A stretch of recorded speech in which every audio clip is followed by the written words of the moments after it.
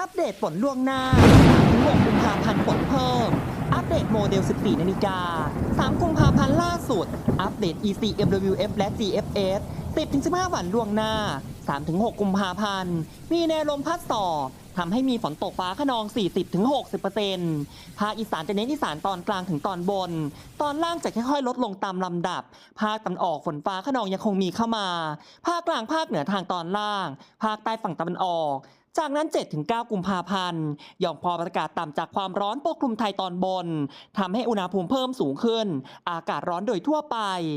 ขอให้กดติดตาม อย่าลืมกดแชร์ข้อมูลข่าวสาร เพื่อให้รับทราบข้อมูลข่าวสารโดยทั่วกันนะครับ ขอบคุณและสวัสดีครับ